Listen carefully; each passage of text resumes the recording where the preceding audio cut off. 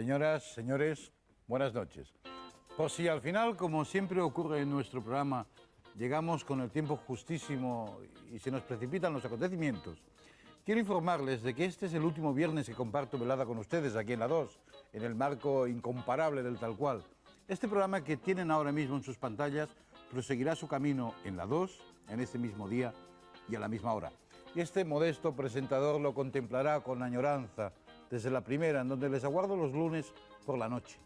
Quisiera en este momento tan especial dar las gracias a la bella ciudad de l'Hospitalet del Llobregat, desde donde se realiza nuestro programa, por el cariño con que me han tratado en todo este tiempo, como si fuera un miembro más de su comunidad ciudadana.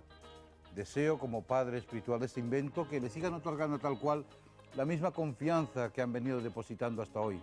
No olviden que el equipo permanece incólume, inasequible al desaliento. Y ya saben que en esto de la televisión, aparte de los directores generales, los que de verdad mandan son los equipos, si yo les contara.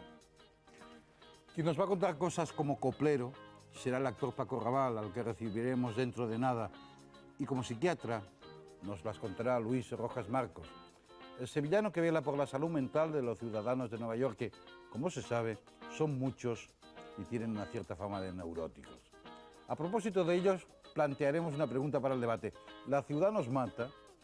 Y espero que nos ayuden a contestarla junto a Luis Rojas Marcos, la condesa de Siruela, Carmen Conesa, Marisol Galdón, Gerardo Iglesias y Moncho Alpuente. Ya lo ven, esto es Tal Cual cuando son las 10:03 de la noche, aproximadamente en directo.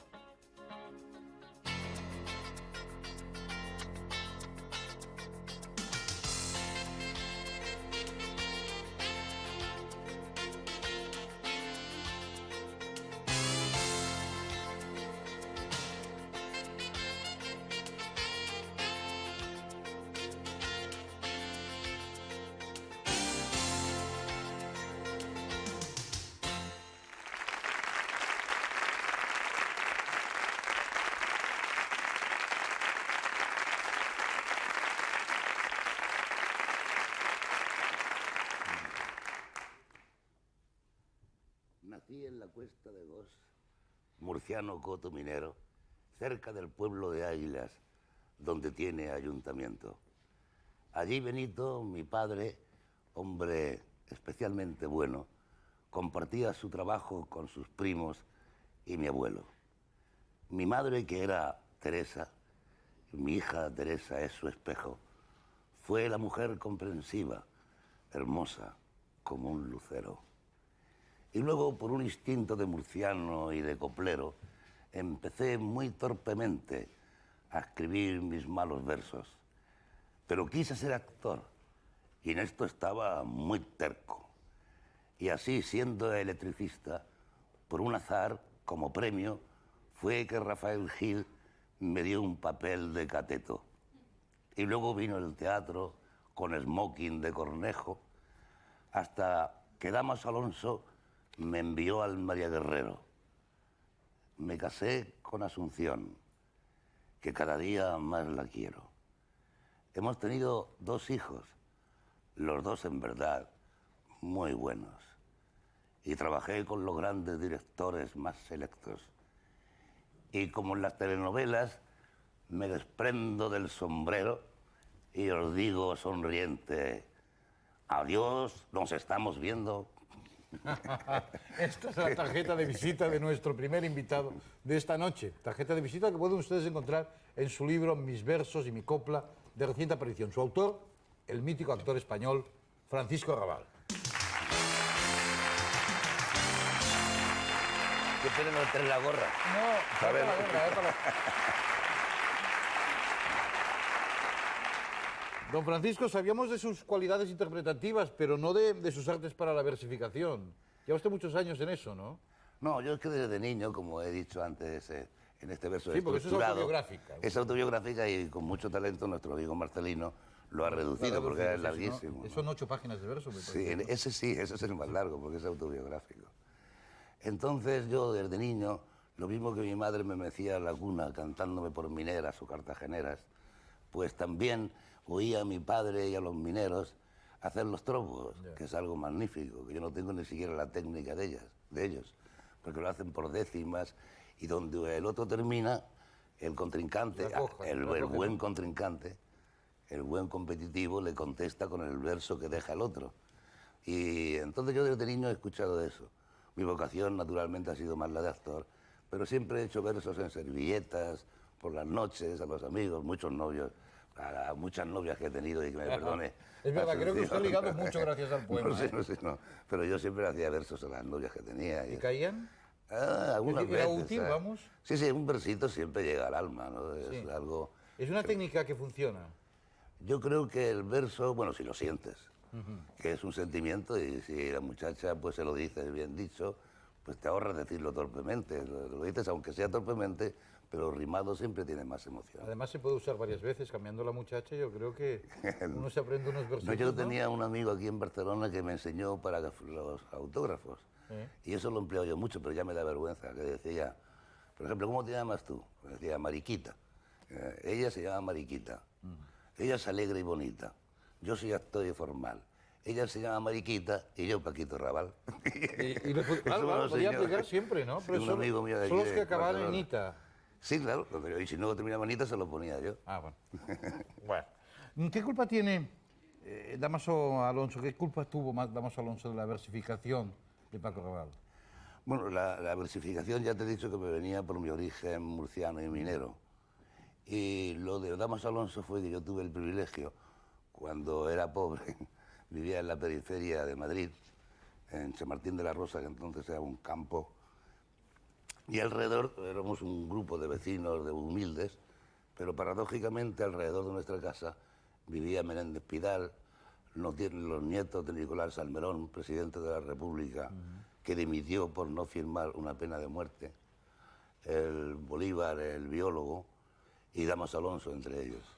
Estos vecinos, que a mí me parecían que eran muy ricos, pues no, eran hombres liberales, que se habían ido a vivir, como ahora en Madrid se van a Majadahonda o aquí, no sé a dónde, pero a Sitges o por ahí, ¿no? Sí. Y así conocí yo a Dámaso Alonso, que le fui a pedir trabajo porque se hizo amigo de mi abuela, y me preguntó el teorema de Pitágoras. Yo por las noches iba a unas clases nocturnas de los jesuitas y estaba muy empapado del teorema. Dije que el cuadrado construido sobre la hipotenusa de un triángulo rectángulo es igual a la suma de los cuadrados de los catetos. Muy bien, don Paco. Dámaso se ofreció a colocarme en algún banco de botones o algo así. Luego surgió la ocasión de que podía hacer un papel en el cine y me dijo que por qué no me dedicaba a actor.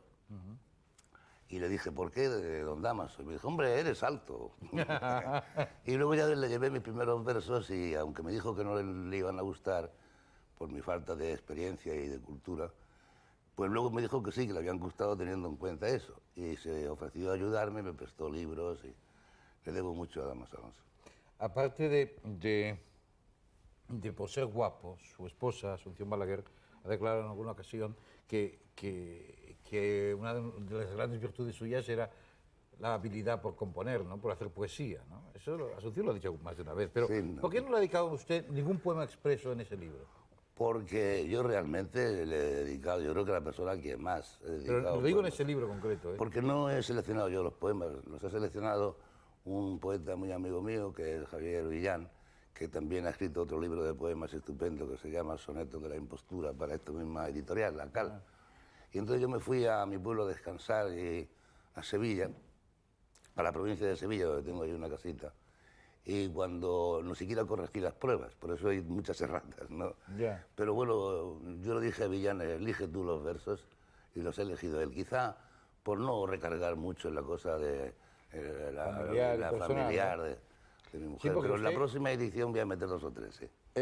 Usted habla en sus poemas de todo, vamos. Habla de la SEA, de la OTAN, de Maastricht, de cultura, de cine, de la Expo, de las Olimpiadas. Sí, hoy, en el de hoy me meto con lo de la Gillette. Por eso no me afeito. Entonces, su libro parece más el Estado de la Nación que no un libro de poesía, ¿eh? por tocar ese tipo de temas, sino que es fruto de la poesía cotidiana hecha en un periódico, claro. Sí, no, yo naturalmente no quiero tampoco, aunque no tengo una capacidad muy grande, soy autodidacta. Y entonces yo mis versos son más como coplas o irónicos algunas veces, o divertidos, a mis amigos que me han dedicado columnas, como por ejemplo Vázquez Montalbán, Raúl del Pozo, Paco Umbral, Agüero Vallejo, gente que son mis amigos y que con mucha generosidad se han portado conmigo, y entonces yo les contesto con algún soneto, como si fuese a vuelta de correo. Ya, como acuse de recibo. Acuse de recibo, sí. Bueno, nosotros estamos orgullosísimos porque en una ocasión nos citó Paco Rabanne, nos metió en uno de sus poemas, Sí, creo que sí. fue No hace en mucho. mediados de febrero, cuando, bueno, después de un debate que hubo sobre las pieles, quizá ustedes se acuerdan que hubo bastante debate, bastante polémica, y concretamente don Francisco escribió, hablando de otros temas, voy a coger un poco el poema por donde venía, ¿eh? Dice, y eso que no te creías que a una familia en Nigrán la matan dos policías, a ver si de ese dislate, por lo menos en tal cual, hace casas un debate, pero por Dios, que no sea como ha sido de las pieles, de enfrentada verborrea. Cito solamente el trocito que nos corresponde. Le quiero dar las gracias, don Francisco. No, muchas gracias, don Hombre, Ángel. porque esto es Tengo todo una un gran honor, ¿eh? estima por usted. Yo por usted, ya lo Lo sabe que pasa es usted. que aquellas chicas que estaban aquí esa noche, que son casi todas amigas mías, Sí, y son además actrices y- amigas entre sí, se peleaban. Déjame hablar. Eso que hacen en los debates, ¿no? Oye, no, un poquito que estaba hablando yo, ¿no? Pero tú siempre contemporizando. Sí, es mi Hombre, papel. dejaré la palabra, dejaré la palabra. No, pero si es que yo estoy diciendo, pero si yo estoy diciendo, hombre, ¿me dejas hablar, por favor? Yo te he dejado a ti antes, ¿por qué a mí no? Esas cosas así, ¿no? Bueno, por cierto, en el próximo libro que va a hacer, ¿qué temas va a tocar? Yo ahora estoy escribiendo mis memorias con la ayuda, naturalmente, de un escritor estupendo de Casta Levina el Galgo, con el hijo de Cerezales y de Carmen Laforet, que se llama Agustín Cerezales. Este libro es para el País Aguilar y son mis memorias. Ajá. Que nadie se asuste, que trataré de ser muy delicado con las cosas. Vamos, ¿no serán interesantes las memorias o qué? Cuando dice que No, ser delicado, yo quiero ¿va a contar que la sean- verdad? Sí, voy a contar Toda la verdad. Voy a contar la verdad, pero hay cosas que no se pueden nada más que insinuar, ¿no? Ya. ¿Ya me entiendes? ¿Y va a opinar a fondo? Sí, ¿Y va a hablar de mujeres? claro, la mujer para mí es importantísima. Mujer, que aqueste nombre es el mejor requiebro para el hombre. De Calderón, ¿eh? No, Ya, no. ya, ya. Y supongo que en esta ocasión no habrá intentado ocultar su condición de rojo al director de ABC para que publicara su libro. No, para sus poemas, el ¿sí? director, Millán Son, es un hombre que sabe muy bien quién somos cada quien. Él bien sabe que yo soy un hombre de izquierdas, pero sin embargo yo tengo que agradecerle a él y al director de la sección Ocio de ABC, que se llama Rodríguez Marchante, que es un colega tuyo, que también hace crítica de cine, que fue el que me propuso hacer esto en ABC. Y yo, la verdad, pues tenía así un poco miedo de que no podría expresarme libremente, pero resulta que no me han tachado nunca ni una palabra, nunca, jamás. Y he escrito muy libremente y le estoy muy agradecido a Ansón y a Rodríguez Marchante. ¿Y alguno de sus amigos le ha reprochado, de sus amigos rojos, le ha reprochado que escriba? Sí, alguno me ha dicho, pero ¿qué haces tú escribiendo en ABC? Y yo digo, pues bueno, porque ABC es un periódico que, no, por ejemplo, yo no estoy de acuerdo con sus ideas, con sus editoriales quizá, pero estoy de acuerdo en la difusión que hace de la cultura. Ajá. Por ejemplo, el extraordinario este que sale los viernes, precisamente el mismo día que salen mis poemas, ¿no? Viene un suplemento cultural extraordinario. Vamos a ver, ¿cómo usted siendo tan rojo, porque usted sigue siendo rojo y Sí, sí, pensando claro. y definiéndose Esas como son- rojo? Yo creo además que queda como una palabra fijada en la historia que tiene muchas e interesantes connotaciones. Sí, bueno, digamos que soy un hombre de izquierdas, que me preocupa de la cuestión social mucho. ¿Por Y qué la justicia. ¿Por qué dejó que su hija se casara por la iglesia? Pues porque a mi hija le gusta mucho un traje blanco y bautiza a los niños y la primera comunión y todo eso, y yo no le puedo quitar, y además porque yo no tengo nada en contra de los católicos. Ya. Yo respeto a todo el mundo sus ideas. Les respeto como yo espero que me respeten a mí. Y sí, hasta ahora me respeto. ¿La ha la verdad. respetado siempre? Durante el tiempo de Franco, regular. Pero no he estado en la cárcel como ha estado mucha gente. Ahora sí está prohibido en televisión, está prohibido en los teatros nacionales, en las radios. Pero no me prohibían constantemente, me castigaban como a los niños, 10 minutos de rodillas, ¿no? 6 meses, luego me volvían a... Pero en fin, no tengo que decir que yo haya sido un hombre excesivamente discriminado en el tiempo de Franco. Han sido más compañeros míos, mucho más que yo. ¿Quién ha dicho sobre el libro su buen amigo Rafael Alberti, al cual Alberti le hace dedicó a muchas usted algún más que otro poema, ¿no? Por ejemplo, aquel que dice Paco Raval, aquí estamos en la calle casi juntos, somos un buen par de puntos, toreros del mar y hermanos. ¿Qué dice Alberti de...? Alberti se le he mandado el libro, pero como le tengo dedicado en el libro 2 poemas, me parece, le hacen mucha gracia. Y además cuando nos reunimos, precisamente hace 2 sábados, he estado comiendo con él y con su señora en el puerto de Santa María, a quien les mando un beso, María Asunción, a él y a la familia. Él le hace mucha gracia, nos llevábamos muy bien, así como con Buñuel yo me llevaba estupendamente bien y le quiero muchísimo. Y eso, pero le tenía mucho respeto. Alberti le tengo un gran respeto, pero somos más compinches, ¿sabes? Yeah. Con él gastamos más bromas y nos reímos mucho. ¿Con Buñuel quería alguna diferencia como de llamarle de usted o algo así? Sí, sí, yo no le podía decir de tú a Buñuel. Él al principio me decía, dime de tú. Muy maño, él no perdió nunca el acento, ¿no? Digo, es que le tengo mucho respeto. Digo, me gusta mucho, muy español. Eso es muy español. El respeto. De aquí en adelante, yo seré tu tío y tú mi sobrino. Y tú me llamas de usted y yo a ti de tú. Y toda la vida... Y toda la vida fue así, sí. A esta sociedad cansada le hace falta el mar y la poesía, declaraba usted recientemente. Sí, se lo decía eso yo creo a Manolo Vicent, creo, ¿no? ¿Qué le ha llevado a usted a detectar o a dar tal diagnóstico? Pero no exactamente que se necesita el mar. Y la poesía, decía usted. Bueno, y el mar y la montaña. Y la válvula de escape, ¿no? Y la prosa buena. Y la amistad para mí es muy importante. Y sobre todo es muy importante para mí la justicia social. Es muy importante. Yo no puedo, yo por ejemplo ahora tengo una vida holgada, ¿no? Digamos. Pero no puedo sufrir la gente que sufre y que no tiene trabajo, que pasa necesidades. Y es por eso por lo que me comprometo políticamente. Desde que reivindicó en verso el derecho a fumar, ¿han sido más benévolos con usted los defensores de la campaña antitabaco? No lo sé lo que pensarán, pero yo sigo fumando. No fumo aquí por respeto. Ahora, el doctor que me trata, que es encantador, nos pescó fumando a mi gran amigo Fernando Rey. En fin, que en paz descanse, ¿no? Y él era el mismo médico, ¿no? El doctor Escola. Y nos prohibió los dos fumar. Y sin embargo, ahí en el Escorial, donde hacen esta cosa de la universidad, ¿sabes a qué me refiero, no? No sé exactamente el nombre de la universidad, que hay conferencias y todo eso. Estábamos invitados, Fernando y yo, a uno de esos coloquios y en la barra del bar él me pidió un cigarro, se lo di, estaban los dos fumando y salieron las revistas. Y nos echó una bronca el doctor Escola tremenda, como me la va a echar ahora por decir que fumo. ¿Le tienen prohibido fumar a usted? Sí, el doctor Escola y mi mujer. ¿Y fuma usted? Fumo, sí. ¿A escondidas? Pero no, por no hacer publicidad del tabaco que fumo no lo digo, bajo... En fin, no es muy fuerte. Hablaba usted de la amistad con Fernando Rey. La vida de actor, el trabajo de actor, no sé cuántos centenares de películas, pero tengo aquí una lista que no me cabe en 3 páginas. ¿Le ha dado usted buenas amistades? Sí, sí. Me ha dado amistades incluso que han ayudado a mi cultura y a mi experiencia en la vida, han fomentado mi pensamiento incluso, ¿no? Porque si yo hubiera seguido de obrero, pues desgraciadamente los obreros no tienen mucha ayuda para poder estudiar y todo eso, como me pasó a mí. Al ser actor me ha dado ocasión de conocer a Picasso, a Buñuel, a Alberti, a Miguel Ángel Asturias, a León Felipe, a una serie de gente que si hubiera sido obrero no hubiese tenido lugar ni ocasión de conocerles. Así que a todos ellos, que algo de influencia habrá en mis pobres versos, les agradezco su influencia. ¿Quiere usted pasar a la historia como poeta?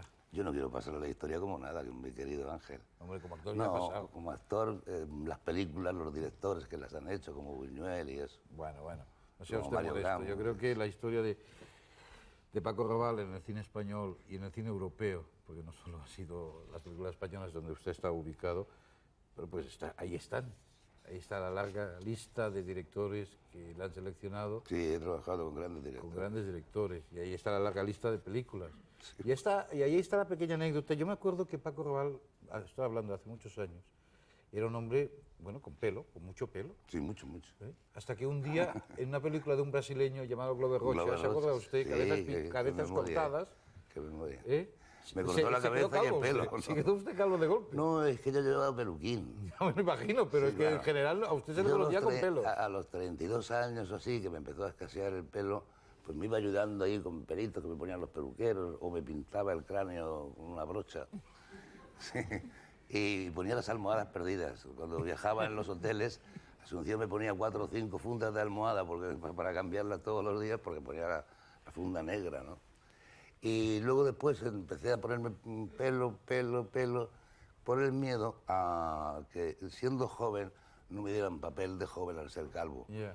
Y lo sabían mi mujer, mi padre, mis hijos, hasta mis hijos se lo escondía y se reían mucho porque lo sabían.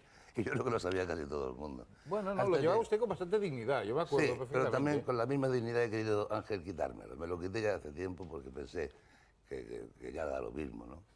¿No? Yo entonces tenía miedo de eso porque era muy joven para estar calvo. Pero ahora estoy incluso orgulloso de mi calva, aunque me la tape con mi gorrilla, que qué pena que aquí no la he tenido al Sí, principio. porque para el final del Con poema, el sombrero, ¿no? este hombre que ha estado esta noche con nosotros, un hombre con el cual queríamos hablar de su poesía y de esos versos, de esas coplas, yo no sé si le prefiero llamar poesía, versos o coplas, Coplas, pero sí. hay un poco de todo en ese libro que está presentando en esos días previos a Sant Jordi, concretamente mañana es el día del libro, entonces ha estado esta noche con nosotros. Se trata del mítico Paco Raval. Muchas gracias. Muchas gracias.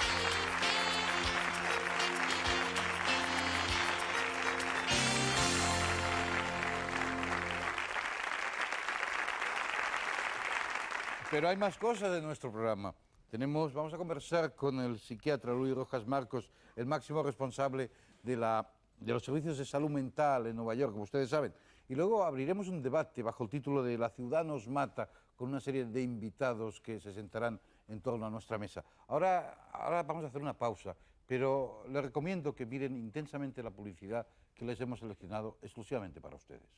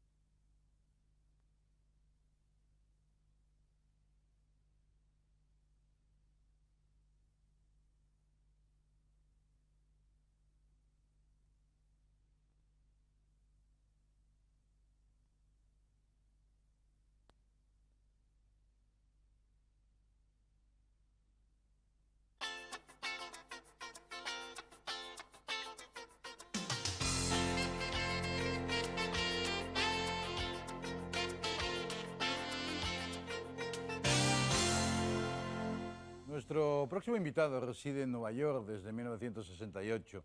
No es una estrella de rock and roll, ni un actor de moda, ni uno de los habituales de la prensa del corazón. A pesar de todo, en nuestro país sí que es un hombre de moda. Es doctor en psiquiatría y máximo responsable de los servicios de salud mental de la ciudad de Nueva York.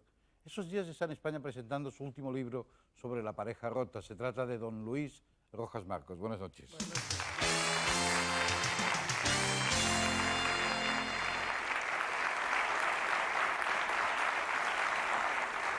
Usted como psiquiatra y como director de los servicios de salud mental de Nueva York, supongo que está en permanente contacto con problemas tan graves como la drogadicción, la violencia, la marginación, etcétera, etcétera. Y me sorprende que, estando ahí tan metido, haya usted escogido el problema de la ruptura de la pareja como tema del libro. ¿Es que este es el origen de todos los males? No, pero es un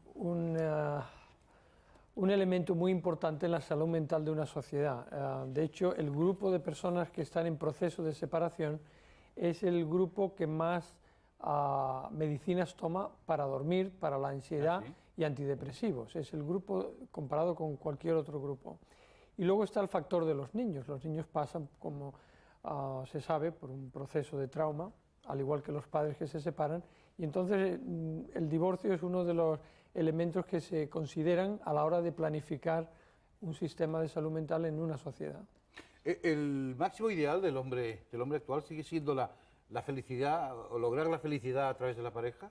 Yo creo que sí, yo creo que la meta ideal del hombre y de la mujer es conseguir ese tipo de felicidad. Lo que ocurre es que hoy día, como vivimos mucho más que hace 150 años, se vivía la mitad de lo que se vive hoy. Entonces tenemos la oportunidad de, si nuestra primera relación va mal, pues poder probar de nuevo.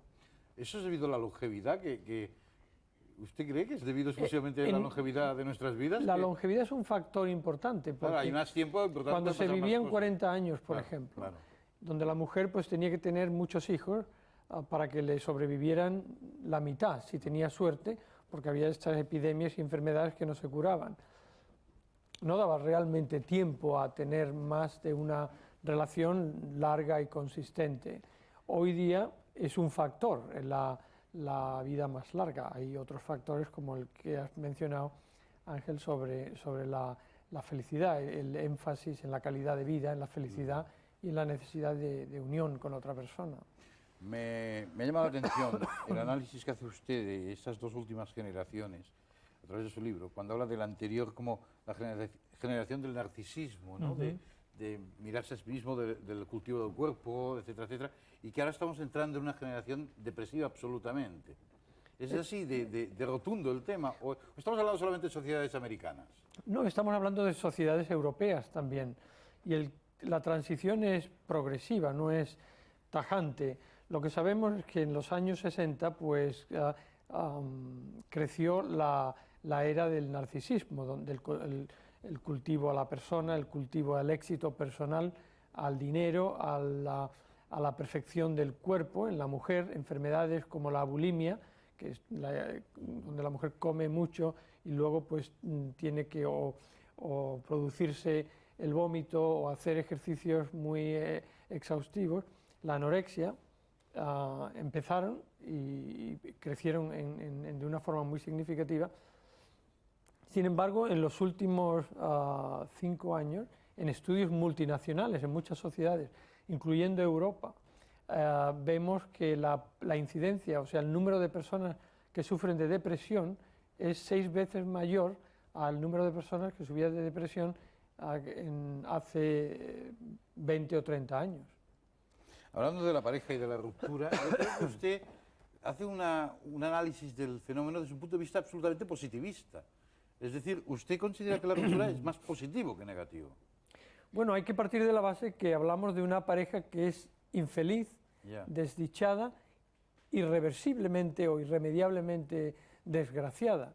Una vez que aceptamos que esta pareja, que esta relación no tiene remedio, no cabe duda que la separación no es el veneno del matrimonio o el veneno de la pareja. La separación es la medicina a una pareja que está incurablemente enferma.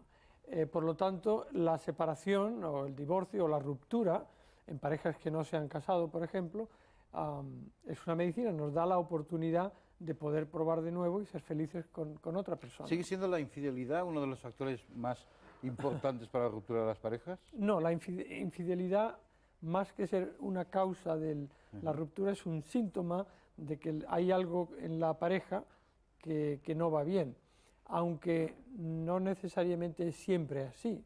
Hay parejas que tienen una vida relativamente estable y feliz y debido a un cierto carácter, una cierta necesidad de aventura, una cierta necesidad, pues hay aventurillas perdón, pasajeras, pero por lo general la infidelidad es un síntoma de problemático en la pareja. Doctor, pero viendo los hijos hay que continuar juntos, ¿o está usted absolutamente en desacuerdo con esa teoría? Hay personas o parejas que deciden continuar su relación por los hijos. En el fondo, lo que es mejor para los hijos es mejor para la pareja. Si comparamos hijos de parejas desgraciadas que se divorcian con hijos de parejas desgraciadas que no se divorcian, sabemos que para los niños es preferible que los padres vivan separados, si no se llevan bien, a que los padres vivan juntos y estén continuamente en una lucha continua, en un estado de violencia y de conflicto. La igualdad en el trabajo y la tendencia a igualar socialmente al hombre y a la mujer supone también igualdad ante los hijos, imagino yo, ¿no? Hay que redefinir el rol del padre y de la madre nuevamente. ¿Un padre puede llegar a ser una buena madre?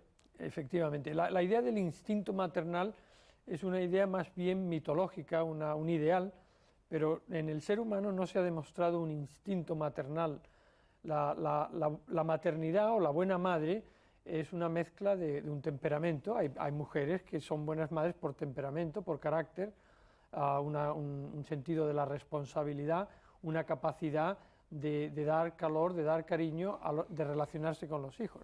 Pero esa misma capacidad la tienen los hombres, o ciertos hombres. No hay razón para que un hombre no tenga ese temperamento maternal y luego aprenda las estrategias, las técnicas de ser buena madre.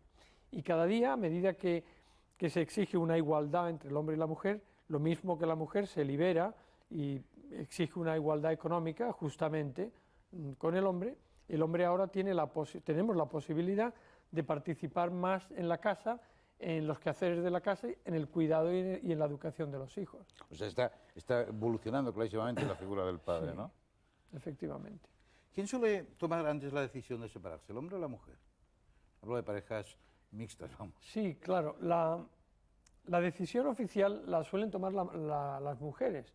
El 60 y tantos % de las separaciones oficiales son iniciadas por la mujer. Cuando se estudia este proceso detenidamente no es fácil realmente saber quién comenzó, porque hay veces que la mujer llega a un momento donde ella se siente desgraciada, se siente infeliz y decide dar ese paso, que parece ser que le es más fácil a la mujer que al hombre. Pero cuando estudiamos el caso más detenidamente, hay veces que la mujer está impulsada a dar ese paso por el comportamiento del hombre. O sea, no es porque se lo pase peor o porque sea más valiente, ¿o sí? Bueno, la mujer en estos casos yo creo que es más valiente que el hombre. La mujer tiene un cierto, porque hay que tener en cuenta que en los estudios sociológicos que se han hecho del impacto del divorcio en el hombre y en la mujer, por ejemplo, sabemos que la mujer suele bajar de estado de estatus económico. El estado económico, socioeconómico de la mujer baja después de una separación. Hay más estigma asociado a la mujer divorciada que al hombre divorciado. La mujer divorciada tiene más dificultad, por lo general, ante una sociedad que tiende a ser menos tolerante y discriminar más a la mujer. A pesar de todo esto, ella parece ser que es la que toma ese paso con más frecuencia. Luego yo creo que hay que aceptar una cierta valentía. ¿Duele menos una segunda, una tercera o una cuarta separación? No, yo creo que todas las separaciones duelen mucho. Se ha comparado, de hecho, con la muerte de un ser querido. Se pasa por un proceso de duelo, de pérdida, de depresión, miedo al futuro, de soledad, y a menudo también una situación de violencia y conflictiva con el ex. ¿Y cómo se recupera uno o una de esta situación y de esta depresión? ¿Cuál es la estrategia y cuál es el tratamiento, doctor? Yo diría que algo muy útil en mi experiencia son los grupos de personas que han pasado por ese trance o que están pasando por ese trance, grupos en los que nosotros, decimos los que estamos en el proceso de separación, podamos compartir nuestros sentimientos con personas que han pasado por lo mismo. Y nos damos cuenta que lo que sentimos no es único en nosotros, porque parte del dolor está esa confusión de lo que me pasa a mí. Los psiquiatras son partidarios de la terapia de grupo con muchos grupos distintos, con muchos casos fumadores, de adicciones al alcohol, a la droga y eso. Sí, porque ayuda a la universalidad, o sea, el darnos cuenta que lo que nos pasa a nosotros les pasa a mucha gente.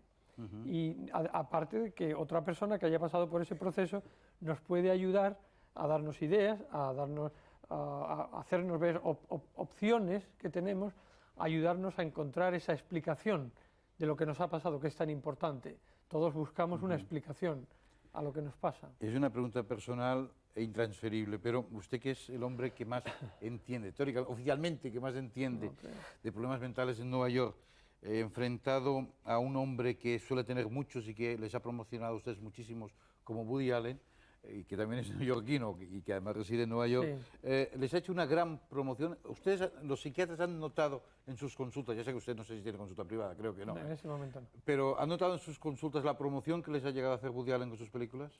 Woody Allen, hay que reconocer, como representante de la neurosis de la ciudad de hoy, ha ayudado a la figura del psiquiatra, una figura, y del psicólogo y del psicoanalista, una figura que por otra parte está bastante dañada. En general vemos películas como esta película de los corderos, exactamente, Instinto Básico, o El Príncipe de las Mareas, películas que representan al psiquiatra o bien de una forma diabólica o bien haciendo algo que no es alguna torpeza, digamos, sí. O sea que les ha rehabilitado en cierta manera. Yo creo que hay que agradecerle a Woody Allen. Después pasaremos al debate, pero ya un poco para enlazar los temas, ya que hemos venido hablando de la pareja y hemos venido hablando de Woody Allen y de las ciudades, ¿la ciudad realmente nos vuelve locos? No, la ciudad es el caldo de cultivo del saber, la ciudad nos estimula, la ciudad es tolerante con las nuevas ideas, lo que la ciudad hace, por una parte, nos da bastante estrés, o sea, tensión, la competitividad, y por otra es un imán a las personas diferentes. Las personas diferentes se sienten mejor en la ciudad que en el campo. De todo eso vamos a hablar dentro de un rato con más amigos y con más invitados, pero ahora es momento de parar y darle las gracias al profesor que esta noche, al doctor, al psiquiatra responsable de la sanidad mental de la ciudad de Nueva York, que esta noche ha estado con nosotros, don Luis Rojas Barcos. Buenas noches. Muchas gracias.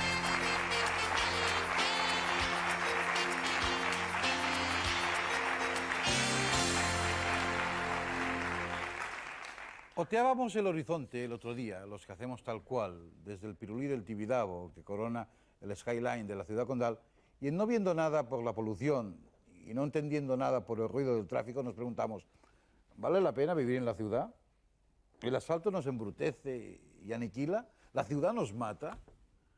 Angustiados por tamaña cuestión, decidimos buscar la respuesta entre los habitantes de una gran ciudad para que nos dejaran aconsejar el mejor sitio para vivir. Una ciudad auténtica, una ciudad verdadera, una ciudad real. Y hasta Ciudad Real desplazamos nuestros equipos para hallar respuesta a nuestra duda. Adelante, Ciudad Real.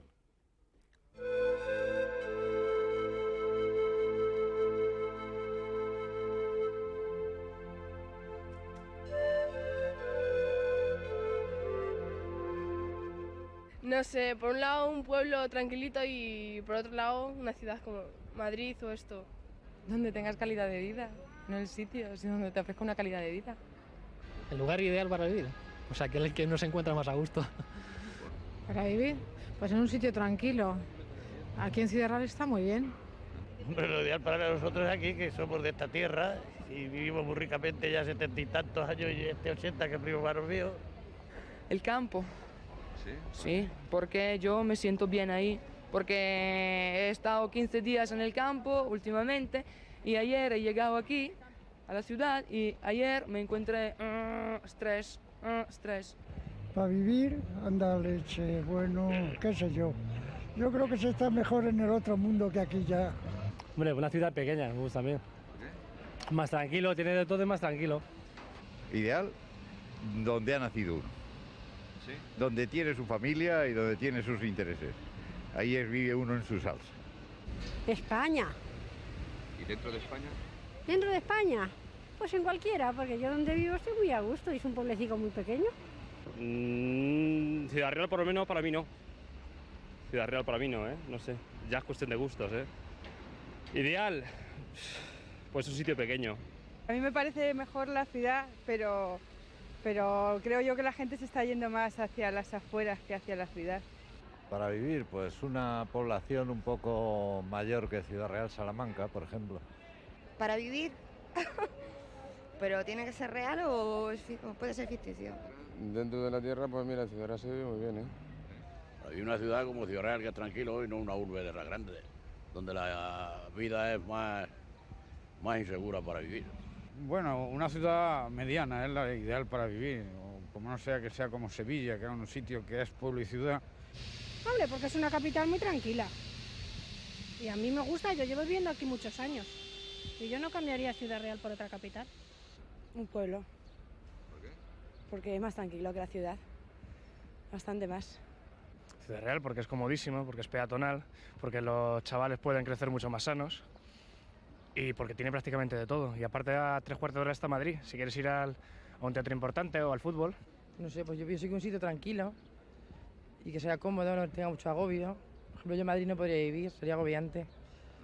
Sabía yo que en Ciudad Real hallaríamos la respuesta, pero yo no sé si nuestros invitados estarán de acuerdo con ella. Dentro de unos instantes vamos a iniciar nuestro debate bajo el lema o bajo la pregunta de «La ciudad nos mata». Ahora hacemos una pausa publicitaria y volvemos en un instante.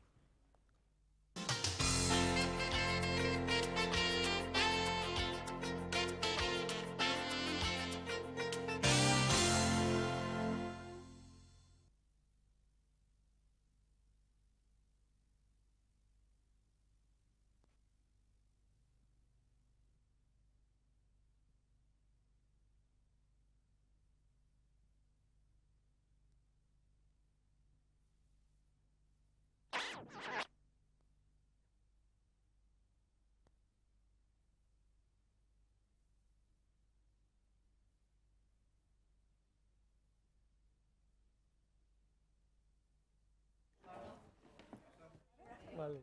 Poso sota el culet.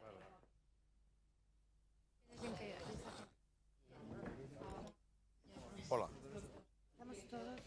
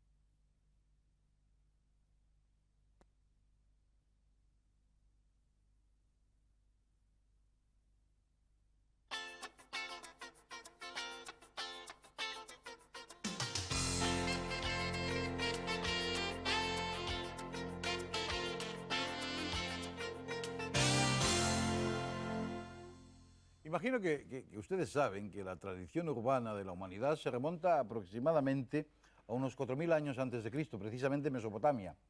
Allí aparecieron las primeras ciudades conocidas. Eran ciudades rudimentarias, bien es verdad, sin apenas polución, con menos ruido que las actuales, pero yo diría que con tanta o más inseguridad ciudadana. En nuestros días, la mitad de la población mundial vive en ciudades, aunque en algunos países europeos, entre ellos España, el porcentaje sobrepasa el 75%. Según el libro verde de la Unión Europea sobre el medio ambiente, cuya lectura recomiendo vivamente, las ciudades comunitarias están a punto de rebasar el límite del deterioro ecológico, y eso que son europeas. En cambio, en los estudios sobre las grandes enfermedades psiquiátricas, trastornos como la esquizofrenia, el alcoholismo, la depresión o el suicidio, no son muy superiores en las ciudades respecto de los medios rurales, aunque en Madrid, sin ir más lejos, se estima que entre el 20 y el 25% de la población presenta síntomas de inestabilidad mental susceptibles de recibir tratamiento especializado. Si a eso añadimos la frase que hace unos años acuñó uno de nuestros invitados de esta noche, Moncho Alpuente, en el sentido de que Madrid me mata, justifica plenamente el hecho de que hayamos escogido Madrid, junto a Ciudad Real, para realizar nuestra semanal encuesta. A los sufridos habitantes de la capital de España les hemos preguntado, ¿Madrid les mata? Y esta ha sido la respuesta. ¡Hala, Madrid!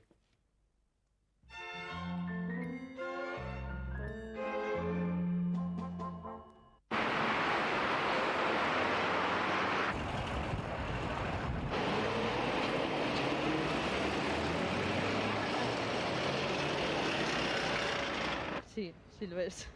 Yo que estoy acostumbrada a vivir en un pueblo que es Aranjuez, es aficionante. Sí, las ciudades grandes en general son muy estresantes, pero en Madrid hay mucha vida, pienso que las personas están muy abiertas y todo eso, eso no hace que la ciudad sea así demasiado estresante. Evidentemente sí, sí, y bastante. Pues para mí no, porque he nacido aquí y aunque tenga sus inconvenientes, soy más feliz aquí que en cualquier sitio tranquilo. Te puedes acostumbrar a vivir con cierto ritmo, pero está muy bien. No llega a ser asfixiante en absoluto. Vamos, comparado con Barcelona o con otras ciudades así grandes en las que puede estar, Madrid especialmente estresante, ¿no? Pero creo que es el carácter de la gente de aquí, ¿no? Pues yo creo que no, yo soy madrileña y a mí me gusta vivir mucho aquí, o sea que a mí me parece que no. Me parece asfixiante, pero a la vez me gusta. Me gusta la ciudad, me gusta Madrid muchísimo, aunque creo que cada día está más asfixiante. El tráfico sobre todo. No, yo creo que no, yo creo que cada uno lo lleva como puede, ¿no? Cada uno, si te gusta te quedas y si no te vas, tú mismo, ¿no? Sí, claro que sí. Sí, por supuesto. Ay, pues yo creo que sí, ¿no? No sé, sí. Demasiado coche, demasiada polución, no sé. Los únicos animalitos que ves son las pobres palomitas o los pájaros que se están cagando en las aceras.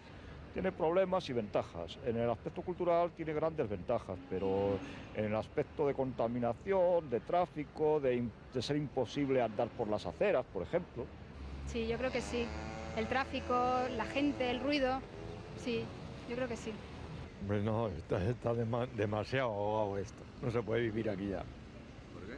Porque hay mucha gente y hay muchos atascos y hay una agitación y un nerviosismo en todos los lados que no lo aguanta nadie. Para mí no. ¿Por qué? Porque me gusta. No me gusta la naturaleza ni la tranquilidad, me gusta esto. Sí, mucho. ¿Por qué? Pues por las prisas, los agobios, el ruido, todo.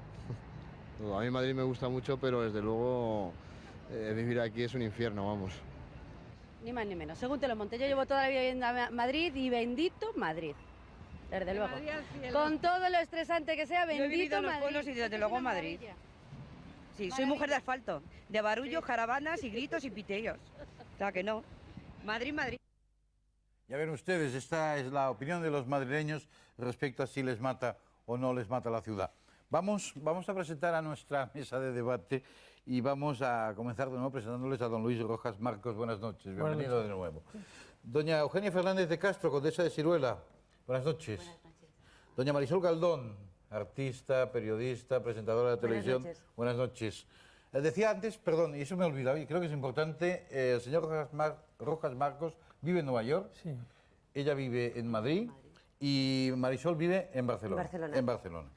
A mi derecha está el señor Moncho Alpuente, periodista, fue el artífice de eso, de Madrid me mata, a través de un programa de radio, una revista Bueno, primero fue una avioneta que ponía Madrid me mata, que la sacamos por Madrid, nos gustó la frase, un grupo de amigos, luego hicimos un programa de radio, una revista, y unas postales. Tanto le mató a usted que usted se largó a Segovia. Sí, pero yo de todas maneras me largué a Segovia exiliado. Cuando llegó el ayuntamiento de la derecha municipal y espesa a Madrid y llegó de concejal en mi barrio un señor que se llamaba don Ángel Matanzo, yo decidí formar una cosa que se llama el COSME, que es el Comité de Organizaciones Separatistas Madrileñas en el Exilio, y me fui a Segovia. Lo que pasa es que luego quitaron a Matanzo y como me sigue gustando mucho Segovia, pues sigo en Segovia. Doña Carmen Conesa, actriz, buenas noches. Buenas noches. Vive fuera de Barcelona, en Portgenestá, al lado del mar, vamos, se usted la mano y... Casi, sí, a 15 metros del agua. ¿No está usted exiliada de Barcelona como el caso de... No. Yo soy partidaria de un sitio donde esté cerca de una ciudad, que pueda ir y venir cada día. Don Gerardo Iglesias, exsecretario general del PC, amigo de nuestro programa, ya ha estado en otras ocasiones. Él ahora vive en Gijón, Exactamente. Exiliado en Gijón. Pero soy más de pueblo que las gallinas, o sea que... Y eso que vive usted muchos años en Madrid, ¿eh? 8 años. Pero han sido una verdadera penitencia. Una verdadera penitencia. O sea que a ustedes, a mi lado derecho, imagino yo, que la ciudad les mata bastante. ¿O no? Sí. A ver, ¿quién quiere tomar la palabra? Porque esa es la pregunta. La frase Madrid me mata también tenía otro tipo de concepto. También puedes morir de amor, el amor te gusta, y una sobredosis de amor pues te mata. Y evidentemente yo creo que una sobredosis de ciudad te mata también. Pero vamos, yo no solamente tengo muchísimo cariño a Madrid, sino que trabajo, tengo que bajar a Madrid continuamente y me he buscado ese tipo de conexión. Ahora, la sobredosis de ciudad yo creo que sí que mata. El doctor dice que no, a mi lado... Yo creo que hay una cierta nostalgia por el campo y la zona rural, una cierta añoranza, pero que en realidad donde está la creatividad, las ideas, la tolerancia, donde se prueban nuevas formas de vivir, es en las ciudades. De hecho, en la historia casi todos los fenómenos o movimientos importantes han surgido en las ciudades.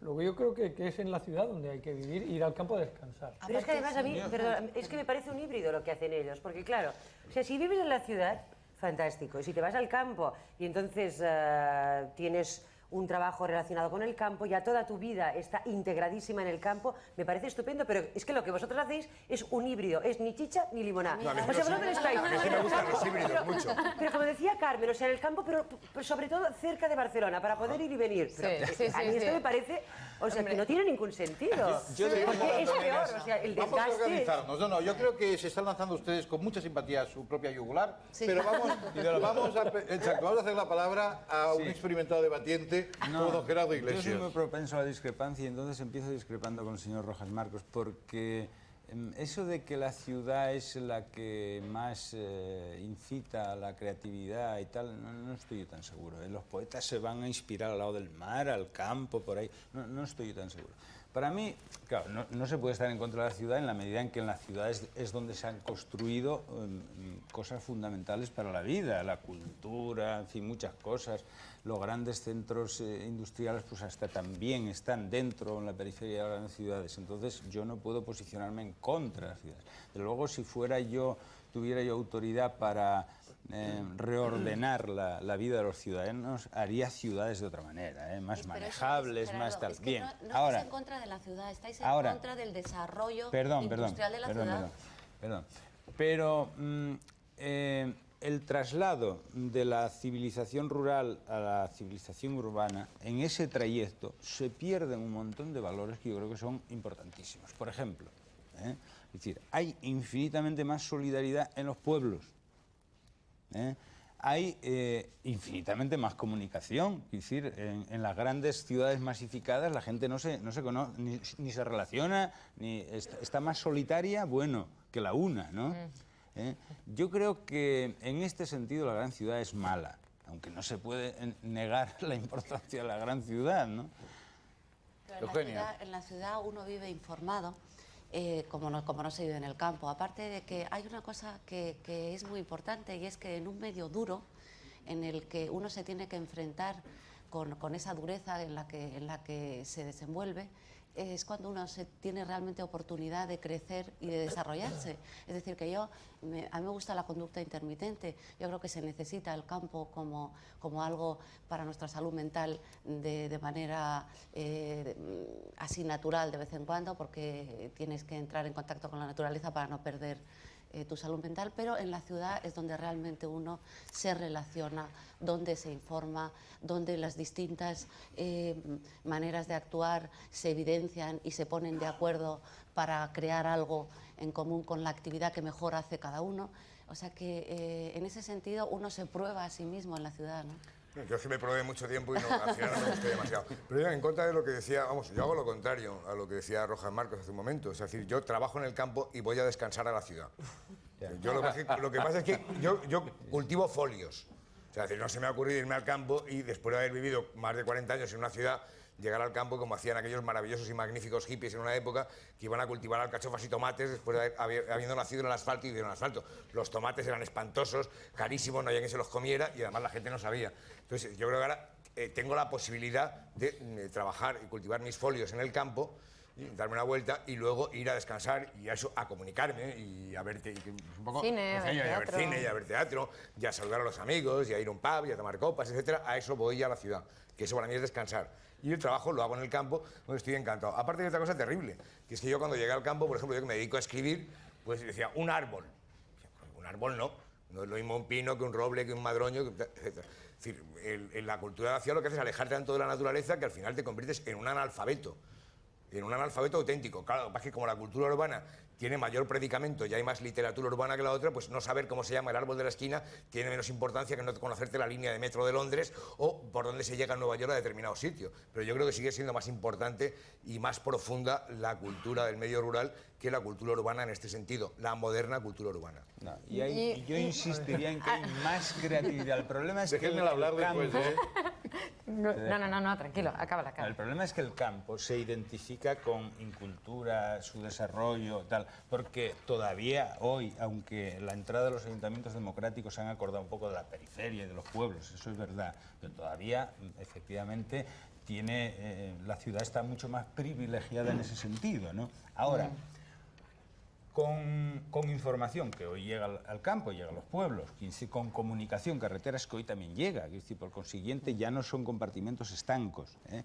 Un niño de ciudad y un niño de pueblo es infinitamente más creativo el niño de pueblo, porque empieza desde pequeñito, no digo con el ordenador, no, a moverse por la vida. Es decir, empieza desde pequeñito a construir sus propios juguetes. Pero en la ciudad lo tiene en la más ciudad duro, se lo tiene que dan buscar todo, la vida. se lo dan todo. Es decir, en la ciudad se tiene que buscar la vida y tiene que competir más y tiene que estar más al loro de que no les... Le castigan muchísimo. Le castigan más, pero abre más los ojos. Pero bueno, también hay... Vamos a castigar a los niños, la vida no nos castiga a todos. No, un niño en un pueblo, en una aldea, empieza desde pequeñito con palos a hacer sus juguetes, a hacer sus cosas. Y el niño de ciudad, yo he tenido experiencias, es decir, en la mili, en la cárcel, con jóvenes de mi edad entonces, 20 años, pero no saben hacer nada. Es decir, se encuentran en el campo con una lata de sardinas y como no tienen el abre-latas, no se la comen, se mueren de hambre. Que no. Bueno, no se les ocurre nada con que abrirla. Claro. Que la ciudad se define como la gente que se reúne para tener actividades no rurales. Es decir, en realidad vosotros sois unos ciudadanos que viven en el campo, porque ni cultiváis patatas, ni cuidáis ganado, nada de nada. Es verdad, Eso lo dice el diccionario de la lengua, que define a la ciudad como un sitio que se crea por el sedentarismo y en el que la gente se reúne para realizar actividades no rurales, o sea, no dedicadas a lo que es cultivar, etcétera, etcétera. No, yo soy de campo, cultivo patatas, no yo, mi cuñado que me estará viendo, y además unas patatas estupendas. Sí, ¿no? pero por ejemplo... y tenemos conejos y gallinas. Y como huevos de casa que son riquísimos. Carmen Tunesa, que lleva media hora intentando meter baza. No, tranquilo, oye, no. Yo mi tiempo. Yo simplemente quería eso, ahora apuntando esto, justamente lo de las patatas, de cultivar y tal. Yo sí que formo parte, como ha dicho Marisol, del híbrido, ese tipo de vida híbrida que está viviendo a las afueras o intentando buscar la vida del mar o de la montaña y trabajando en la ciudad. Es decir, nosotros, los actores, artistas, gente que te mueves, necesitas la ciudad, evidentemente. Pero luego también hay una cosa que es casi forzada para cierta gente, que es el precio de la ciudad. Yo creo que el precio de la ciudad se han vuelto locos, o sea, están locos todo el mundo. Entonces, no se puede tener una calidad de vida según con qué precio tengas o cuentes. La gente joven está teniendo que marcharse de las ciudades porque no pueden pagar estas rentas tan increíbles. que creo que tú no tienes. Sí, no. Bueno, ahora aparte de esto, no, yo he tenido lo tengo el problema. He tenido que ir afuera porque el precio que yo podía pagar, porque, claro, yo tengo que tener pues, también una residencia en Madrid para poder trabajar y tal. Entonces, claro, los alquileres eran desmadrados en relación a la calidad de vida que me ofrecía la casa o lo que fuera. Entonces, pues dije, bueno, pues si tengo un cochecito que pueda ir y venir, pues también voy informada porque pongo la radio y y la radio me cuenta cada día, yo creo más informada que nunca porque oigo todos los telenoticias de la radio y además es aquello, ¿no? De que en el fondo vives aquí, o sea, vives aquí, vives en la ciudad, pero vives dentro de ti, viajando, yendo, viniendo en el mar, en la ciudad, es decir, que el vivir está dentro de ti. Has llegado a vivir en un barco, ¿no? Sí, he estado viviendo un tiempo en un barco. No, aquí en Madrid, en el Manzanares. No, he estado viviendo en un barco por un tiempo por esto, ¿no? Porque estábamos viviendo en Madrid, no teníamos en ese momento un sitio en Barcelona y como habíamos comprado un barquito, que ciertamente un velero que ahora hemos tenido que vender porque nos hemos producido una función de teatro, pues estuvimos viviendo 6 meses en el barquito. Y el único problema que hay en el barco eran los armarios para mí. O sea, las chicas lo tenemos fatal en los barcos. Los armarios. Sí, porque debes necesitar muchísima ropa, imagino en el mar, ¿no? Te tendrás que vestir para cenar. Muchos bañadores. ¿Qué me pongo hoy? Bañadores. Eso es muy de campo. El doctor había pedido la palabra, ¿eh? Yo también quiero decir algo después. Estoy de acuerdo que en el campo se aprenden cosas que no se aprenden en la ciudad, que son importantes y que hay creatividad en el campo. Yo creo que en el campo un problema con los pueblos pequeños es la homogeneidad tan grande que hay, la intolerancia que hay para la persona que no forma parte del grupo, digamos. Un ejemplo, ¿no? El divorciado que se tiene, o la divorciada que se tiene que ir a la ciudad donde va a encontrar más aceptación. Se solía esconder al enfermo mental en el campo por miedo al que dirán. La ciudad yo creo que expone al niño y al adulto a una variedad, a una tolerancia, a una serie de opciones que son muy importantes también a la hora de crecer. O quizás una combinación, pero la creatividad, la variedad, las opciones que nos da la ciudad yo creo que son muy... Pero eso no es el campo, es la incultura, ¿eh? Eso de ocultar al enfermo, no sé qué. Eso yo creo que no existe. Por favor, en los pueblos que no existe esto, señor Iglesias. Yo creo que no. O sea, que no te señalan con el dedo y dicen, mira, aquel es aquel que se divorció de aquella, bla, bla, bla. Yo creo que no. Lo que existe en los pueblos, tú llegas a un pueblo y normalmente, por lo menos en el norte de España, donde yo soy, pues la gente te invita y te pasas a casa y comes y se relaciona contigo y se sienta en la plaza del pueblo y habla. Y tú llegas a Madrid, yo he estado 8 años allí, comprendo que yo soy un producto típico de pueblo y jamás me puedo integrar. Yo estuve de paso 8 años en Madrid, de paso. Y cuando podía me escapaba para allá, para una sierra por ahí, para Miraflores, para donde podía y tal. Luego el retorno era una odisea tan terrible que ya me apetecía meterme debajo de la cama y no salir más, ¿no? Pero la ciudad el pueblo es más solidario. En Madrid preguntas algo en la calle y la gente te responde muy amablemente, pero pasa olímpicamente de ti. O sea, la insolidaridad es total. Cada uno va a su rollo. Cada uno va a su rollo. Mira, señor Iglesias, yo vivo en las Ramblas, o sea, enfrente del liceo, en el corazón de la ciudad, y te aseguro que es como un barrio. Nos conocemos todos, el kiosquero, la señora de la panadería, los del bar, los de las tiendas. Hay un rollo increíble, un buen ambiente fantástico, te levantas por la mañana. Es fantástico, es como, bueno, es un barrio súper solidario. Pero es que además... Pero en las Ramblas, porque luego hay una gran parte de Barcelona en la que eso no pasa. Bueno, y es que esa ciudad de las Ramblas, esa sí que es esa ciudad y esos barrios sí que son, como pasa en Madrid, como pasa en otras ciudades, sí que son los barrios de la buena ciudad. Pero lo que se entiende hoy por la moderna ciudad, esta que sube hacia arriba, son ciudades, en Madrid pasa, donde el vecino del piso 18B no ha visto jamás al vecino del segundo A. Pero es lógico. Es lógico, pero no son las Ramblas. Es lógico. Está defendiendo un tipo de ciudad que cada vez va desapareciendo más. Perdona un segundo, y otra cosa que quería decir, cuando él hablaba la poesía se hace en el campo y tal, cuidado, o sea, hay muchos tipos de poesía, porque no me dirá usted que Lou Reed o Tom Waits hacen sus poesías en el campo, las hacen y son urbanas, como o el arte de la Fura dels Baus, ese teatro sería imposible hacerlo, concebirlo en la la ciudad. O sea, que el arte está relacionado con el campo, pero también con la razones ciudad. porque es un absurdo. ¿Cómo vas a negar hoy la gran ciudad? Pero si la gran pero ciudad, si también con el quieres campo. promocionarte profesionalmente, tienes que ir a Madrid o Barcelona, está claro, ¿no? Y si quieres ver cultura y ver una buena obra de teatro, porque los pueblos ya los han tirado los teatros, pues ya no existen, ¿no? Tienes que ir, ¿no? Yo digo que hay cosas muy importantes que es una pena que se pierdan en los pueblos y que hoy que se está en condiciones de llevar a los pueblos muchas cosas que antes no había. Yo, con mis 15 años, donde yo nací, alumbrábamos con carburo. Estoy hablando de esto, y sí, no había luz eléctrica. También es verdad que era porque éramos rojos, ¿no? Y entonces no éramos merecedores ni de la luz eléctrica, pero vamos. Si me permite un momento, yo creo que tenemos un testigo que vale la pena ceder la palabra para que nos hable de la ciudad, de los peligros de la ciudad y de la sensación de diversión en la ciudad, como es un guardia urbano, además que cumple el servicio de noche. Don Óscar Colomé, buenas noches. Buenas noches. ¿Usted es guardia urbano? Sí, señor. ¿En Barcelona? Sí, señor. ¿Y usted tiene el turno de noche? Sí, señor, fijo. En la Guardia Urbana de Barcelona tenemos los turnos fijos. Fijos, o sea, usted toda la vida guardia urbano de noche. Bueno. Toda la vida que lleva, vamos. Espero que no toda la vida estaré de noche. Bien. ¿Y es peligrosa la ciudad? Bueno. ¿Usted como guardia urbano? Según en qué sectores, sí. En general, la ciudad, es más peligrosa que el pueblo. ¿Usted prefiere ser de todas maneras guardia de ciudad que guardia de pueblo? Sí. Sí.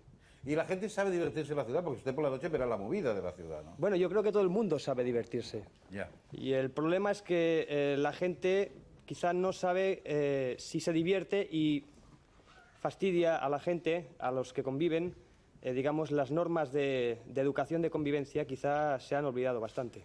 ¿Ustedes creen que la gente se divierte más en el campo que en la ciudad? ¿O más en la ciudad que en el campo? Eso depende de la creatividad interior de cada uno, ¿no? Pero vaya, en la ciudad hay más motivación. Perdón, Marisol, ¿hay igualdad de creatividades interiores? Hay más motivación tal vez en la ciudad externa, ¿no? Más reclamos. Más estímulo. Yo pienso que depende de lo que consideres tú como diversión, es que a lo mejor como estímulo.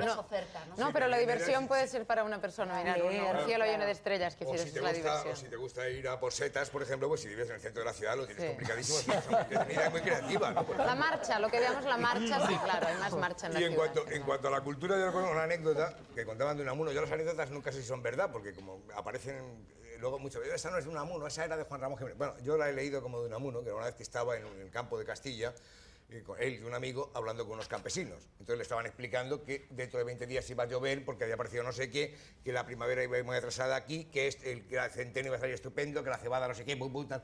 Y al cabo de un rato Unamuno comentaba a su amigo: ¿qué cultos son estos analfabetos?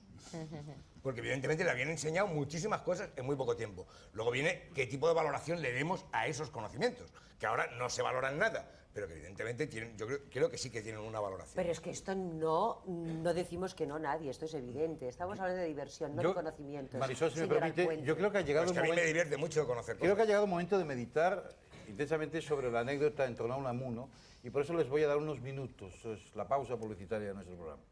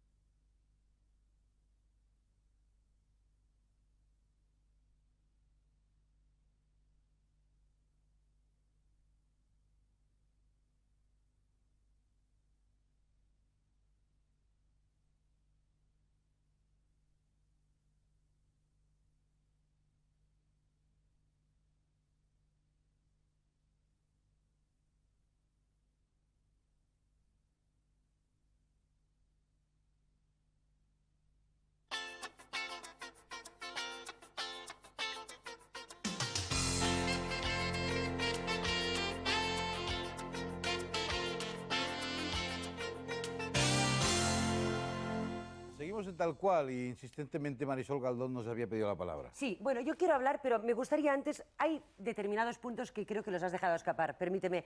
El señor Rojas Marcos hablaba de la... Me gustaría que hablase de las solidaridades... Marisol, un momento, de las solidaridades urbanas... Que todavía soy que yo además... el moderador. Que la semana que viene usted tendrá el programa para usted sola, pero de momento soy yo el moderador. Claro. Bueno, Perdonen ustedes, Marisol, yo entiendo que está muy ilusionada por este programa. Ha conocido el equipo, se lo acabamos de presentar, le ha parecido fantástico. Pero perdonen ustedes, yo me quedan todavía 20 minutos de programa y creo que soy yo quien debe moderar, Marisol. Permítanos, por favor, que les hagamos esta broma, Sí, pero ha bueno, sido absolutamente la semana broma, que viene estaremos con ustedes. En realidad, y- Marisol no tenía que estar nunca aquí, lo que pasa es que como viene la semana que viene hemos dicho, ven. No, es una broma entre todos nosotros y ha jugado ella como buena artista que es a eso y quiero presentarla. Marisol Galdón es una mujer que ha estado en esta casa en diversas ocasiones. Me parece que el último trabajo tuyo fue Peligrosamente Juntas, un trabajo realmente peligroso y de la que saliste indemne. Indemne, Lo cual es de indemne. agradecer. Y ella a partir de la próxima semana estará aquí al frente del Tal Cual presentando las entrevistas, los debates, etcétera, etcétera. Ya han visto ustedes que es dura y peleona, o sea que prepárense. Si me permites, Marisol, ahora Venga, cojo mi sigue, por papel. favor, Ángel. Me gustaría darle paso al doctor, porque es un hombre que ha vivido intensamente en la ciudad, que la conoce, sobre todo una macro ciudad como es Nueva York. Y a mí me gustaría preguntarle, o partir de otro tema, a base de hablar de si estamos convirtiendo las ciudades en sitios ideales para vivir o realmente cada vez son más inhumanos estos sitios. Yo creo que la historia, cuando examinamos un poco la historia, las ciudades nacen, brillan y luego pues caen y algunas ciudades importantes vuelven a renacer. Entonces no se puede hablar de todas las ciudades que están al mismo nivel de humanidad o de deshumanización. Indudablemente hay factores de planificación urbana, factores sociales, económicos que afectan a una ciudad y seguro que podíamos...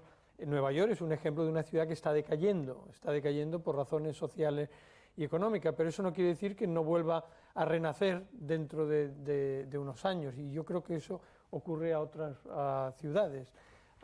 En general, mi opinión es que la ciudad es el lugar donde se vive una variedad étnica, una variedad social importante, donde personas que piensan de formas distintas comparten un territorio donde se prueban nuevas ideas, donde hay una tolerancia y para mí, aunque respeto, ¿verdad?, lo que dicen del campo y lo que se puede aprender en el campo, yo creo que el ser humano es de momento es un ser urbano más que del campo.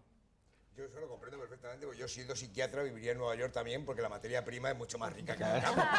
O sea, vamos, un psiquiatra en Nueva York tiene alicientes por todas partes, es maravilloso y magnífico.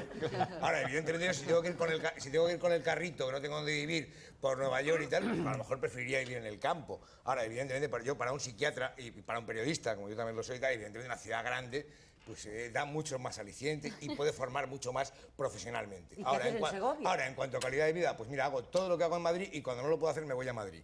Ya sé que es un híbrido, pero es que a mí los híbridos me encantan y las purezas raciales y de comida me parecen horribles. Y luego, aparte de eso, yo creo que el grave defecto de lo que hablamos del campo y de la ciudad es que ha habido mucha gente que cuando ha dicho que se iba al campo y se ha llevado la ciudad detrás. Es decir, pues antes la gente se iba a vivir a 30 o 40 kilómetros de Madrid y era estupendo. Pero es que ahora 40 kilómetros de Madrid, lo terrible es que se han llevado la ciudad. Siguen viviendo unos al lado de los otros, no tienen un chalet, no, chalés adosados, psicochalets, que yo les llamo, porque son chalés de mentira. O sea, viven todos oyendo al vecino de al lado, pero creen que tienen un chalet, no tienen el campo, tienen una parcelita aquí y sobre todo plaza de garaje. Y luego, cada vez que tienen que ir a la ciudad, tienen que pasar las mismas penurias o peores que los que viven en la ciudad, porque tardan 50 minutos más en llegar al centro de la ciudad y ni siquiera ven el campo porque toda la carretera está llena de vallas publicitarias a la derecha y a la izquierda que impiden que se vean las vacas y el poco césped que pueda quedar. Entonces yo ese tipo de vida campestre tampoco lo acepto.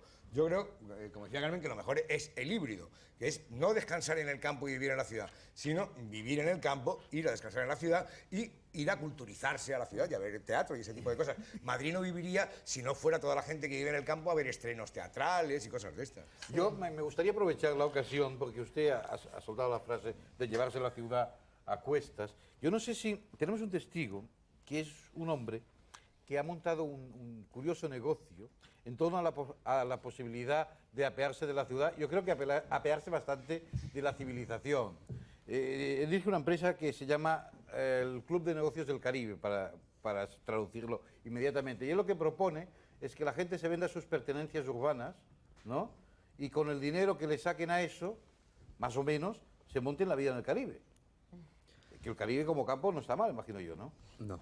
Señor Fernando Figueras, buenas noches. Buenas noches. Cuénteme usted qué es lo que le propone a los urbanistas. Bueno, en principio me gustaría Cuéntelo, quizás... por favor, cerca del micrófono, Sí, eso sí. me gustaría quizás pues relacionarlo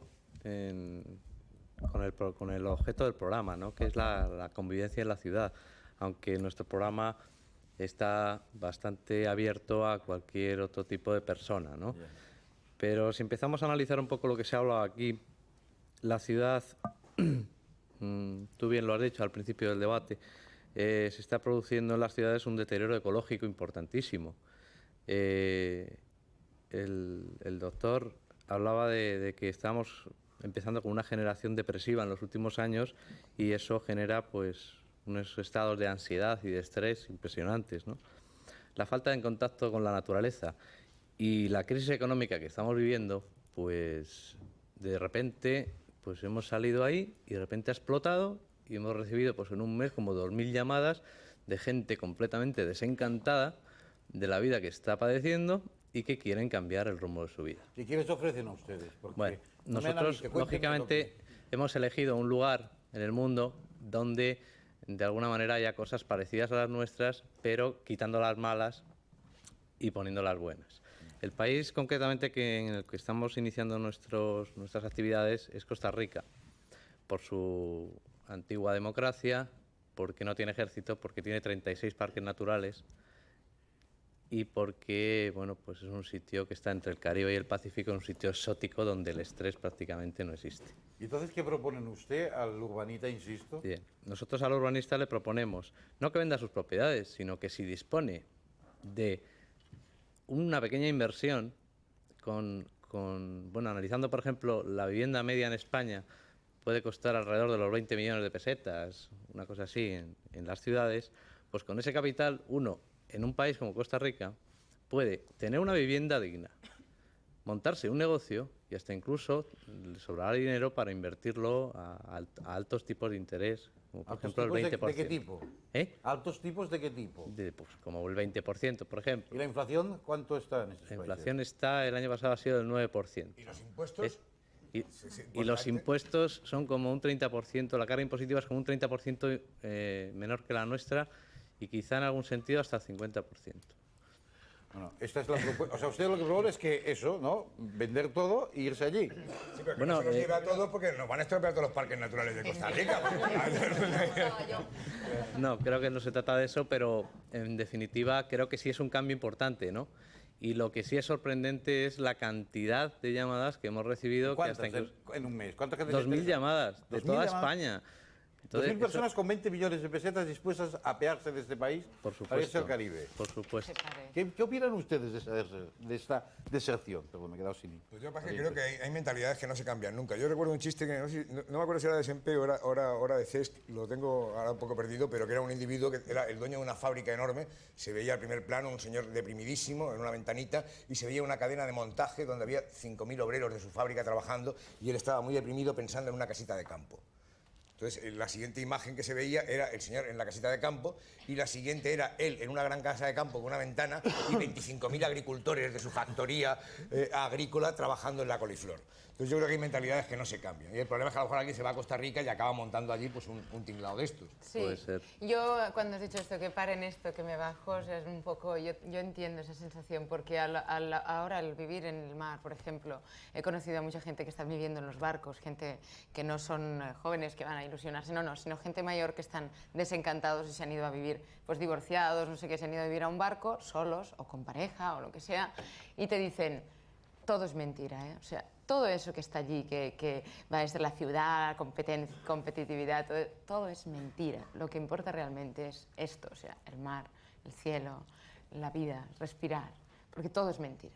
todo. Entonces esto me ha hecho pensar mucho realmente, que te lo diga gente mayor. En fin, yo no quiero hacer la contrapublicidad ahí, pero eso se pueden perder los 20 millones cualquier día, porque incluso a Costa Rica puede llegar un golpe de Estado, aunque no haya ejército. O sea que están los del norte que pasan por todas las partes de largo. Pero en fin, no quiero fastidiarte la publicidad, ¿no? Lo que quiero decir es que... No ha venido como publicitario, sino que ha planteado una opción realmente insólita. Pues no debe ser mal sitio, porque uno de los mafiosos más importantes y más buscados en Estados Unidos se ha montado su parcelita en Costa Rica y viven encantados. Pero bueno, aquí de lo que se trata es que el campo tiene cosas muy interesantes, ¿eh? El olor, el sabor... Las ovejitas, los arbolitos... Todo, sí, pues no simplifiques eso. Perdón, es que... En la ciudad no se tiene amor ni a los animales. Sí, al perrito ese que lo tienen en un piso ahogándose con la lengua afuera. No me diga que un perro es para estar en un 11º piso en Madrid. En el mes de agosto con 40 grados de temperatura, el pobre así, ¿no? Pero no depende es qué eso, perro. ¿no? Pero entonces, permítanme terminar mi argumento. Sí, permítanselo y luego de la palabra. El pueblo, el campo tiene cosas muy interesantes, de todo tipo. Incluso facilita la creatividad a las personas. Y dale. Para seguir... Pero por favor, Marisol. Lo decía Virgilio, por ejemplo, que era un chico que sabía bastante de eso. Ah, pero lo conociste tú. Por favor, Marisol. Pero entonces no es posible humanizar un poco más las ciudades, porque ese es el gran problema, ¿eh?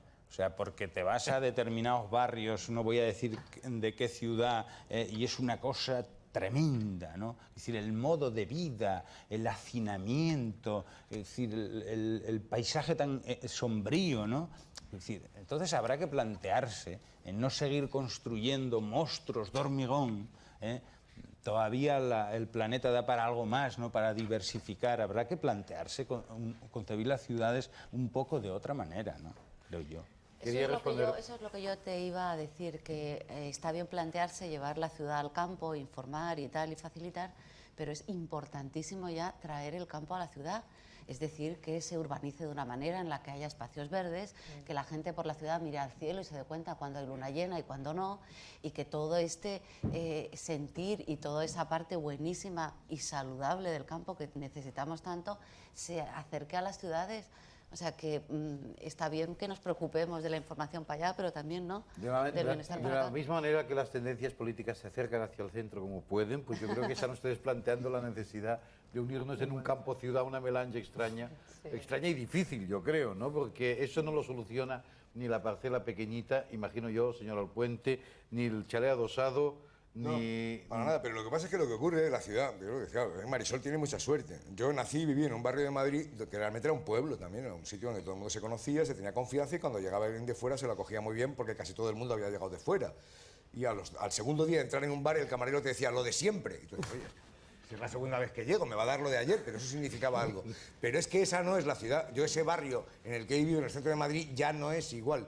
Ya sí que hay desconfianza, ya sí que hay edificios de pisos más altos y esa ciudad ha cambiado. Yo creo que podríamos que la ciudad sea más pueblo y yo no diría que el pueblo fuera más ciudad porque seguro que alguien me toma la idea y luego se dedican a montar rascacielos en pueblos de 500 habitantes. Nos falta la palabra justa, equilibrada, que cada semana a esta hora llega a través de la conexión en directo con la mansión de Tito Bediagonal. Buenas noches, Tito Bediagonal. Buenas noches, don Ángel. Qué maravilloso debate hoy presidido por este magnífico doctor que es el doctor Rojas Marcos, que precisamente yo creo que es quien sabe más, porque para eso escribió ese libro La ciudad y sus desafíos. ¿No es cierto, doctor? Sí, sí. Sí, efectivamente. Es cierto que escribí el libro, no quiere decir que sea el que más sabe. Bueno, de todas formas, yo creo que es usted una persona docta en la materia, no como Goncho Alpuente, que además de nacer en un barrio, ya se le ve cara de pobre, pues se exilió a Segovia, con alguna diferencia con Matanzos. Claro que unos años antes Matanzos lo hubiese exiliado a Siberia. De todas formas, me ha gustado tu defensa de la cultura arbórea, Moncho. Yo también en el invernadero soy capaz de distinguir 17 clases distintas de orquídeas. Me gusta eso que lo hagas tú. Oye, al igual que me gusta que por fin hayáis invitado a una aristócrata, la condesa de Ciruela. Eugenia, ¿cómo estás? Muy bien. Buenas noches. Lo que no estoy de acuerdo contigo es que en el campo no hay información. Fíjate que ahora hasta los negritos de África no tan solo tienen la información del Domun, sino que además tienen información de televisión y cuando ven al negro de Miami Vice quieren tener un Porsche. Y claro, así les va y así les luce. Don Gerardo Iglesias también, oiga, me ha gustado mucho eso de que dice que los niños son creativos, pero no atente usted contra las ideas empresariales de irse al Caribe porque pueden ser buenas. Usted imagínese que 30 millones de españoles se van al Caribe y aquí quedamos 10. Si son pobres, pueden ganar el Partido Comunista. Y si somos ricos, compramos España y vivimos de maravilla, ¿no me comprende? Tito, se pasa una vez más usted, ¿eh? Sí, yo siempre me paso. Ah, por cierto, ahora voy a pasar a Carmen con esta, que claro, esta chica es pobre. Esta chica es pobre, es una pena, porque con esa cara podría ser lo que quisiera, mujer de vamos, yo tengo muchos amigos en el club que estarían encantados. Pero bueno, ella es pobrecita y el problema del alquiler y tal. De todas formas, si tienes problemas con armarios, vente a cualquiera de las 3 suites del Cap Norfeu 5, de mi yate de 30 metros de eslora, y ya está.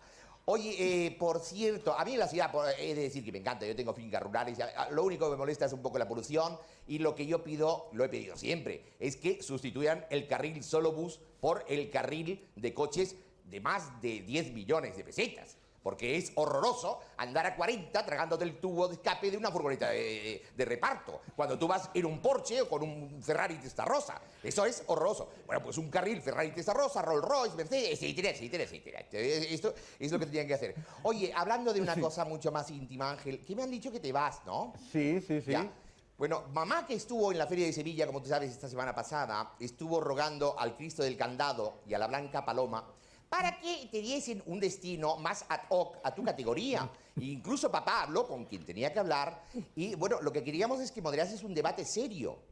En realidad, que sustituyeses a don José Félix Pons, que está cansado, el pobre, de tanto decir Por silencio, favor, señores, tal. Tito. Pero me parece que han salido un poco los tiros por la culata porque resulta que te vas a hacer un debate a Madrid normal de televisión, ¿no? ¿Serio? Sí. Bueno, normal contigo no lo será extraordinario y tal y cual.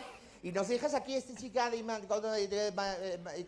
Marisol Galdón, ¿se llama? Sí, Marisol Galdón, querido. Sí, ¿esta chica no llevaba el pelo rojo antes? No. Bueno, a lo mejor la semana que viene, si te gusta, me lo pongo, querido. No, si a mí lo que me preocupan son las ideas rojas. Bueno, esta chica que utiliza frases tan literarias como estar al loro, rollo increíble, buscarse la vida, etcétera, yo creo que la tendremos que controlar muy de cerca, Ángel. Bueno, pues Nos entenderemos bien, seguro. Voy a pedir a mi equipo técnico habitual que de verdad me construya un centro de control porque esta chica se nos puede desmadrar y salirnos respondona. Tito, de verdad. sepa usted que aquello que quería usted arreglar no lo hemos podido arreglar porque los guionistas siguen siendo los mismos. Ah, ¿son los mismos? Son los mismos. ¡Qué horror! ¿Qué pruebas más duras nos manda el señor Ángel? Gracias, Tito. Buenas noches. Es el momento Hasta de... luego. Hasta luego.